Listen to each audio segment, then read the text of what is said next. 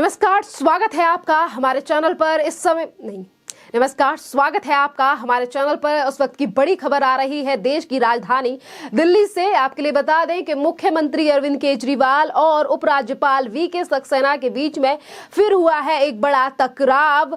मुख्यमंत्री अरविंद केजरीवाल ने पत्र लिखकर दिल्ली के उपराज्यपाल वीके सक्सेना के ऊपर आरोप लगाए हैं कि वो चुनी हुई सरकार को काम नहीं करने दे रहे हैं। आपके लिए बता दें कि अभी पिछले ही दिनों दिल्ली में एमसीडी महापौर के चुनावों को लेकर जिस तरीके से सदन में हंगामा देखा गया, एक तरफ हंगामा की वजह से नहीं हुए महापौर के चुनाव, तो वहीं दूसरी तरफ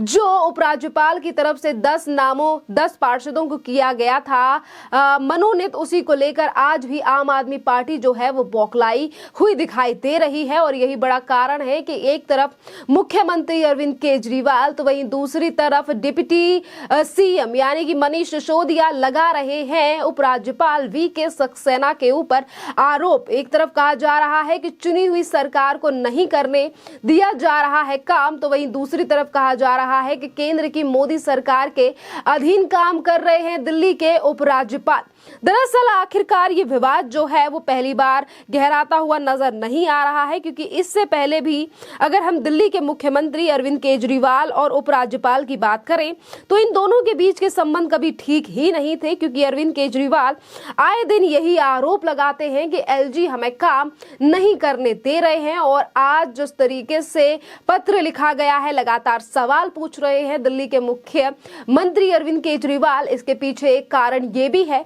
कि जिस तरीके से एमसीडी में महापौर के चुनाव से पहले आम आदमी पार्टी की तरफ से मुकेश गोयल का नाम भेजा गया था, वो भी प्रोटेम स्पीकर बनाने के लिए, और दिल्ली के एलजी ने फैसला लेते हुए भारतीय जनता पार्टी के पार्षद को बनाया था प्रोटेम स्पीकर, जिसको लेकर एक तरफ 10 पार्षदों को मनोनीत करना और उसके बाद प्रोटेम स्पीकर वो भी भारतीय जनता पार्टी की तरफ से बनाया गया। इसी पूरे मसले को लेकर आज जो आम आदमी पार्टी है वो बौखलाती हुई नजर आ रही है। आपके लिए बता दें कि उसके बाद भी दिल्ली के मुख्यमंत्री अरविंद केजरीवाल ने पत्र लिखा था एलजी को और कहा था कि जो 10 पार्षदों को मनोनीत किया गया है उस पर पुनर्विचार करें एलजी, और जिसके बाद पुनर्विचार ना करने के लिए यानी कि दिल्ली के एलजी ऑफिस से की तरफ से एक बयान जो है वो भी सामने आया था। उपराज्यपाल कार्यालय द्वारा जारी बयान में कहा गया था कि उन्हें एमसीडी अधिनियम सहित दिल्ली के विभिन्न अधिनियमों और विधियों के तहत सभी शक्तियों का सीधे तरीके से प्रयोग करने का अधिकार है, क्योंकि वो प्रशासक है। उप मुख्यमंत्री और अरविंद केजरीवाल इसी प्रशासक शब्द को लेकर आज लगातार निशाना साध रहे हैं। जिस तरीके से वो ये कह रहे हैं कि चुनी हुई सरकार का क्या मतलब रह गया अगर एलजी ही प्रशासक है, एलजी ही सरकार चला रहे हैं, हमारी जो बातें हैं और जो चुनी हुई सरकार है उनके पहलुओं पर ध्यान नहीं दिया जा रहा है। इस तरीके के तर्क और जो आरोप है वो दिल्ली के मुख्यमंत्री अरविंद केजरीवाल और मनीष सिसोदिया की तरफ से लगाए गए हैं। आपके लिए बता दें कि एक तरफ मनीष सिसोदिया का कहना है कि प्रशासक कहां लिखा गया है, प्रशासक आखिरकार उपराज्यपाल जो है वो अपने आप को क्यों बता रहे हैं। तो इसी के साथ उन्होंने ये भी कहा कि दिल्ली में जिस तरीके से उपराज्यपाल ये दर्शा रहे हैं कि वो शासक हैं, ये दर्शाता है कि दिल्ली में शासन, संवैधानिक योजना, संसदीय लोकतंत्र में शासन के सिद्धांतों का अल्प ज्ञान है। दिल्ली की लोकतांत्रिकता रूप से चुनी गई सरकार के जनादेश को पूरी तरीके से अवहेलना और तानाशाही जो है वो दिल्ली में की जा रही है। यानी कि एक तरफ सदन में जिस तरीके से हंगामा किया गया, अब लगातार जो सीसीटीवी फुटेज है वो सामने आ रही है कि किस तरीके से आम आदमी पार्टी की विधायक आतिशी सिंह मार्लेना हंसती हुई नजर आ रही है। वहीं दूसरी तरफ दुर्गेश पाठक की हरकतें भी दिखाई दी हैं इसी सीसीटीवी कैमरे में, जिसको लेकर भारतीय जनता पार्टी भी लगातार हमलावर है आम आदमी पार्टी सरकार पर उसके विपरीत यानी कि जो सदन में हंगामा हुआ उन तमाम चीजों को लेकर आज अगर उपराज्यपाल ने कहा है कि वो एक प्रशासक है, दिल्ली के तमाम फैसलों पर वो ध्यान दे सकते हैं, फैसला ले सकते हैं, आज इसी एक मुद्दे को लेकर लगातार आम आदमी पार्टी की तरफ से निशाना साधा जा रहा है दिल्ली के उपराज्यपाल वी.के. सक्सेना की तरफ से। इससे पहले जो दिल्ली के उपराज्यपाल रहे हैं अनिल बैजल की बात करें या फिर जो अभी उपराज्यपाल है वी.के. सक्सेना, हमेशा से ही आम आदमी पार्टी ने यही आरोप लगाया है कि कभी हमें काम केंद्र सरकार नहीं करने दे रही है। तो अब वी.के. सक्सेना यानी कि उपराज्यपाल को लेकर भी वही कहानी फिर एक बार दोहराई जा रही है। कहानी जो है वो दोहराई जा रही है और इसी बीच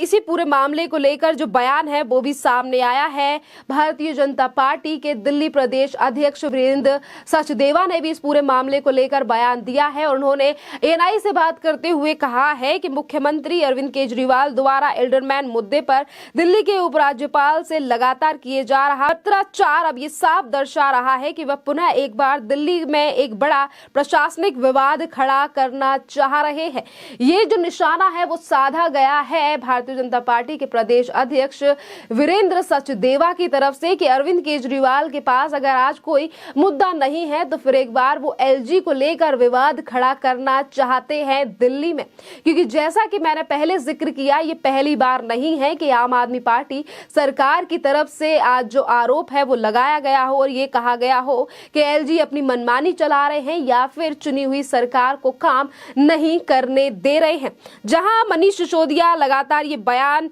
दे रहे हैं, कह रहे हैं कि तानाशाही दर्शा रहा है, प्रशासक कह रहे हैं अपने आप को एलजी, तो इससे पहले अरविंद केजरीवाल तो ये तक कह चुके हैं कि एलजी जो है वो दिल्ली की सरकार चला रहे हैं। उन्होंने पत्र में लिखा कि इसका क्या मतलब है कि अब से आप चुनी हुई सरकार को दरकिनार कर सीधे सरकार चलाएंगे। केजरीवाल ने अपने पत्र में एलजी को कड़े शब्दों में लिखा है कि अगर ऐसी स्थिति बनती है तो फिर भारत के प्रधानमंत्री और सभी मुख्यमंत्री अप्रासंगिक हो जाएंगे, क्योंकि सभी कानून और संविधान में राष्ट्रपति उपराज्यपाल शब्द का इस्तेमाल किया जाता है, प्रधानमंत्री मुख्यमंत्री का नहीं। आज जिस तरीके से उपराज्यपाल की शक्तियां जो हैं वो काफी ज्यादा देश की राजधानी दिल्ली ही नहीं बल्कि जो भी केंद्र शासित राज्य है वहां पर अगर हम संविधान के अकॉर्डिंग चीजों को देखें, हर केंद्र प्रशासित राज्य में राज्यपाल की शक्तियां जो है वो ज्यादा होती हैं, वो मुख्यमंत्री से ज्यादा शक्तियां होती हैं और यही चीज जो है वो देश की राजधानी दिल्ली में ही है, क्योंकि ये तमाम चीजें जो है वो संविधान और कानून के